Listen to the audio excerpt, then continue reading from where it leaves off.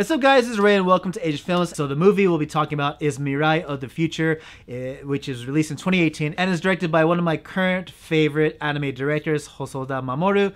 If you've seen Summer Wars, The Girl Who Leapt Through Time, The Boy and the Beast, he is the director of those movies. So needless to say, when they announced that he was coming out with a movie this year, I told myself that I was definitely going to watch it, and yeah, that I did. And this anime movie stars the voice talents of Kamishirai Shimoka and Kuroki Haru. And just a little bit of trivia before we get started, Kamishirai Shimoka is the younger sister of Kamishirai Shimone, who played the main girl in the hit anime movie Your Name. So there's a little bit of stuff to look forward to there. So the story of Mirai of the Future, it's about this spoiled 4-year-old boy by the name of Kun-chan. That's a cute name, Kun-chan. It's also a very uncommon name. But one day he becomes a big brother. His parents come home with a baby sister who they eventually name Mirai. And, you know, Kun-chan, he is not happy. He hates being an older brother. He hates his sister because she basically gets all the attention from both his mom and dad, taking away the attention that he once had when he was an only child. And he is upset. He's throwing tantrums. He's throwing his toys all over the floor. He's hitting little Mirai with his toy trains, and it's just chaos. But every time an episode happens, every time he throws a tantrum, he kind of goes into his house's inner garden. And one time when he does that, he gets a visit from Mirai. But not Mirai, the baby Mirai, but Mirai of the Future, as the title of the movie kind of hints at.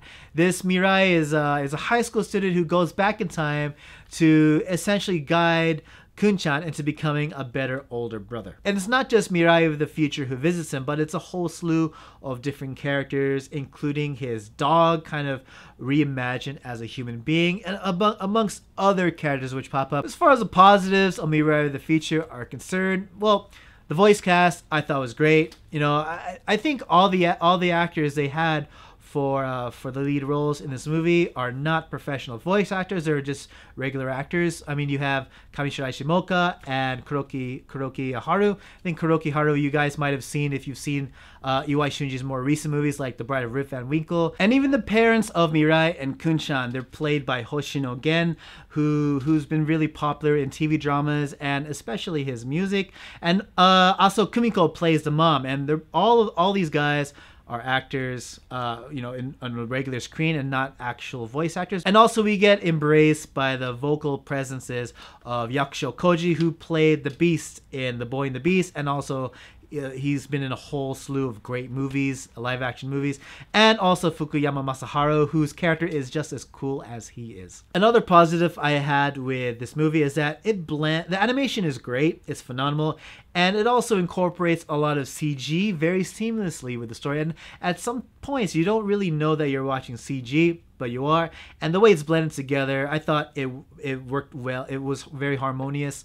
It worked together very seamlessly. And, you know, I think Hosoda uses CG in all his movies, and for the most part, they look very similar. I think some of the CG that was used in this movie felt very similar to that of Summer Wars, and even some of The Girl Who Leapt Through Time. So if you've seen the CG in those movies and you thought it was okay, especially for the time those movies were released, then I think you would find that the CG in this movie is a lot of fun as well. And the characters I think were genuinely likable. You know, Kun-chan, I think he was cute and adorable with his mannerisms and his language. I don't know how well it's going to translate into English, but the way his language was, it was adorable, you know, and he was just as cute as adorable as he was annoying as hell. I think if any of us had a kid brother or a son who had the same kind of attitude or selfishness as Kun-chan, you know, you would be annoyed as all hell when watching him on screen, and you would understand the pain the parents would go through. And something that I like, and it took me a while to catch this, I genuinely like the subtle twists on the portrayals of a typical Japanese family in this movie. I mean, for the most part, in a typical Japanese family, especially ones that you see portrayed in anime and movies, is that, well, the husband goes to work, wife stays at home, takes care of the kids, and manages all the housework. However, in this movie, it's reversed. Kun-chan's mom goes to work, and the dad stays home. He's essentially a house dad. a house husband, I guess. He cleans the house, he takes care of the baby, changes the diapers, makes sure Kunchan goes to kindergarten and picks him up when he's done, and does everything before the wife comes home. And it's funny, usually what you see in anime and even movies is that you see the mom interacting with other housewives who live in the neighborhood, but in this movie you see dad chatting with the housewives. Of course, mom gets kind of jealous and angry that he's just chatting with the housewives instead of trying to work on leveling up to becoming a better dad. But it's all part of the fun factor. And something I thought that was hilarious is that while dad is doing his best and trying to do stuff, the mom is just criticizing him, saying, "No, you're doing it wrong. No, not that rag. That's not for the floor. That's for the table. No, you're not doing it. You never do it. What's up?"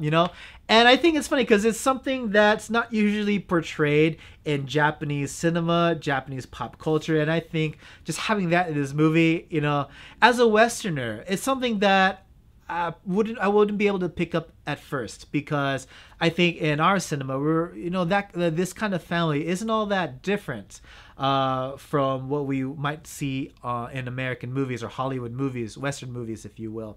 But the fact that it was portrayed like this in a Japanese movie setting, I think it was worth pointing out. I especially like the episodes of what I call the Alice in Wonderland trips. Essentially, whenever Kunchan throws a hissy fit and he goes into the inner garden, he gets a visit from his sister of the future, but not just his sister, as I mentioned previously, but other visitors, and they take him on this journey that he essentially gets visited and they do stuff in the house, or he goes onto their world and he experiences a different adventure when he goes there.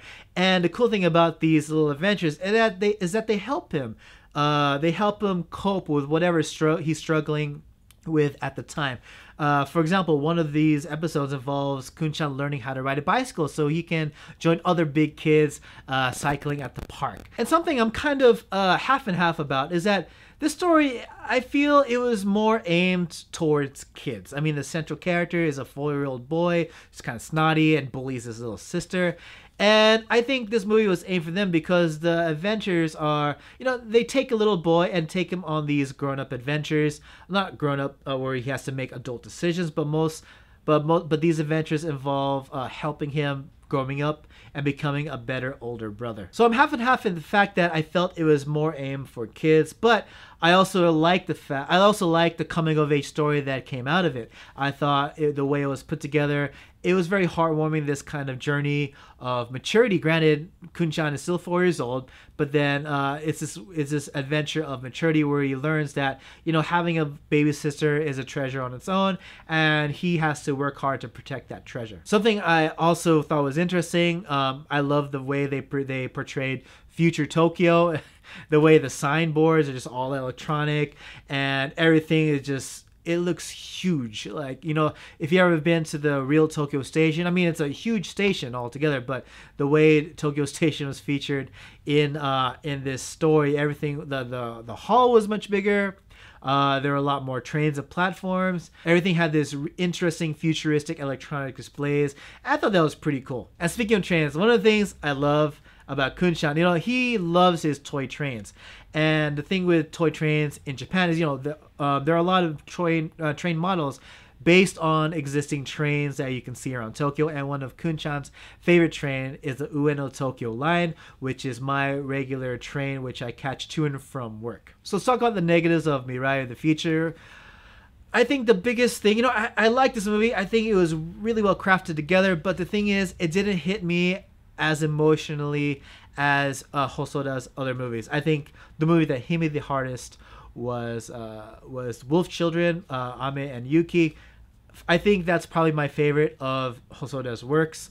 This, I thought Mirai of the Future, although it was a great film, I'm not saying it was a bad film, it just didn't reach that level of Wolf Children and Boy and the Beast and Summer Wars. Those are my 3 favorite Hosoda movies, probably in that order. But, Mirai of the Future, it's not bad, but I felt that it wasn't as strong emotionally as those movies. Maybe, as I mentioned earlier, how I felt that this movie was aimed for kids. If I was a young kid in kindergarten, maybe 4, 5, 6 years old even, I think I would probably be hit emotionally because I would be able to connect more with Kunshan and his journey, but because of this kind of separation, I didn't feel as connected to Kunshan at all, and because of that, the emotional impact was lost on me. But something that I could connect with are some of the jokes and scenes that were obviously aimed towards married couples or parents, and I thought those scenes were funny and got a lot of giggles from me and my wife when we watched them. But the last gripe I have with this movie is that there could have been many more scenes that featured Mirai of the future. You know, I thought the title is a bit misleading because they have this whole focus on Mirai of the future interacting with Kunshan. Granted, she does play a big part, but she overall, I think her screen time was quite short. And there are, like, also something I hinted earlier, there are many other visitors that come and interact with Kunshan, but of course, Mirai of the future was the one who interacted with the most, but it wasn't to the point where it felt like she was that crucial to the story. I'm just being honest here. I think if the story was renamed from being Mirai of the future to just Mirai, I think I would have been okay with it, but because it was Mirai of the future, I was expecting this whole trip with future Mirai and little Kunshan throughout whatever adventure, but I didn't get that, and I felt very misled and overall a bit disappointed when exiting the theater after watching the ending. But overall, what did I think of Mirai of the future? You know, as much as I thought that it was misleading, I didn't think it was a bad story. I think it was great, but definitely not the strongest Hosoda movie, and it's definitely not my favorite. It didn't hit me as hard emotionally as Hosoda's other movies. Even The Girl Who Left Her Time, which up until now I considered Hosoda's kind of weakest movie, even that hit me emotionally in some way, but Mirai of the Future didn't really hit me emotionally at all. But I still recommend watching it. I think if you're a fan of Hosoda's movies, you'll find something to enjoy about this. You know, I love his blend of stories that involve human relationships. You know, in The Girl Left Her Time, it was about friendship. In Summer Wars, it was about a whole big family, extended family, and the relationships held within.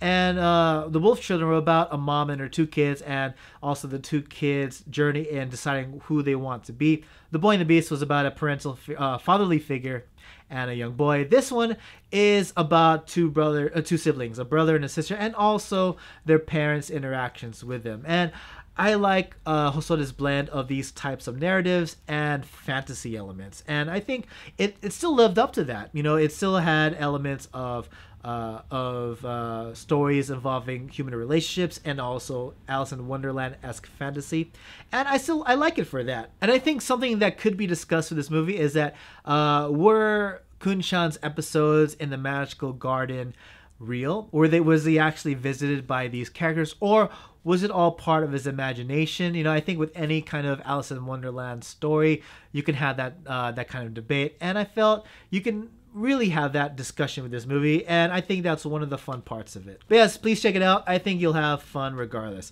So yes, those are my thoughts on Mirai of the Future. What did you guys think, or what kind of questions did you guys have? Let me know in the comment section below. Please like, share, and subscribe. Follow me on Facebook and Twitter. And by all means, please support Asian Films on Patreon. It definitely helps the channel a lot. And hey, did you know that I started a Discord, not just for Asian Films, but for any and all fans of Asian cinema? Please comment below for the link or the invite to the Discord server, and I'll shoot you an invite so you can meet more people who like to talk about Asian films. And that's it for me, guys. Thank you so much, and hope to see you all again in the next video. Take it easy.